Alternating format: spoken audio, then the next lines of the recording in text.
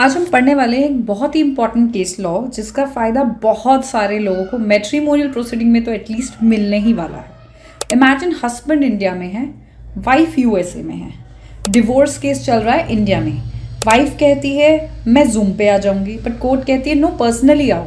तो सवाल ये है, क्या मैट्रिमोनियल केसेस जूम पे हो सकते हैं या कोर्ट को चाहिए फेस टू फेस ड्रामा? आज बात करते हैं सुप्रीम कोर्ट के इम्पॉर्टेंट जजमेंट पर जिसका नाम है Santhini versus Vijay Venkatesh.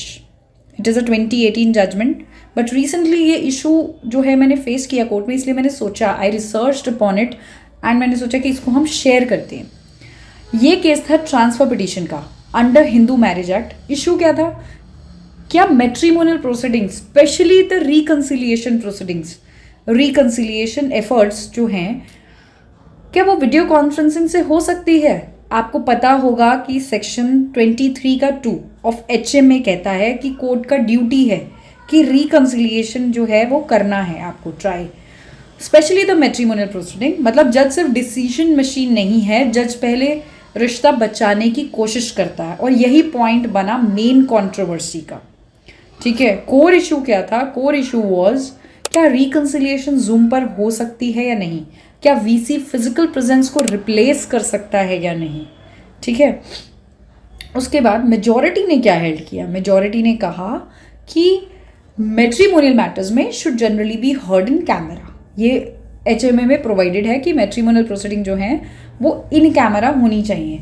VC should not be mechanically replaced physical presence at reconciliation stage. हमेशा आप मैकेनिकली नहीं अप्लाई कर सकते, नहीं रिप्लेस कर सकते फिजिकल प्रेजेंस को, क्योंकि रिकन्सिलिएशन को चाहिए personal interaction between the parties, क्योंकि उन्हें ही अपना मैटर सेटल करना है। कोर्ट ने बेसिकली ये कहा कि शादी टूट रही हो तो स्क्रीन के थ्रू मीडिएशन उतना इफेक्टिव नहीं होता। Human emotions, body language, hesitation, ये सब स्क्रीन पे कैप्चर नहीं हो सकता। तो कंसिलिएशन स्टेज पे फिजिकल प्रेजेंस इंपॉर्टेंट है। बट वेट, इंपॉर्टेंट ट्विस्ट ये है, कोर्ट ने ये भी कहा कि वीडियो कॉन्फ्रेंसिंग टोटली बैंड नहीं है मैट्रिमोनियल प्रोसीडिंग्स में, सिर्फ रिकन्सिलिएशन स्टेज पे कॉशन दिया। Evidence recording, participation, maintenance proceeding high courts ने अलाउ भी किया है इन जेन्युइन हार्डशिप केसेस में। तो फाइनल टेक अवे क्या है? मैट्रिमोनियल केसेस जूम पे हो सकते हैं, बट रिकन्सिलिएशन स्टेज पे कोर्ट को face to face interaction prefer करता है। लॉ ने टेक्नोलॉजी को एक्सेप्ट किया है पर इमोशंस को इग्नोर नहीं किया है। और याद रखिए, कोर्ट सिर्फ मैरिज डिसॉल्व नहीं करता, पहले मैरिज सेव करने की ड्यूटी भी निभाता है।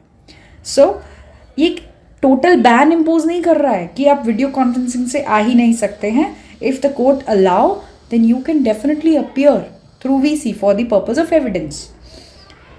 तो संथीनी वर्सेस सबसे इंपॉर्टेंट क्या है कि रिकन्सिलिएशन की स्टेज पे matrimonial proceeding require personal interaction and video conferences should not ordinarily substitute physical presence at this stage.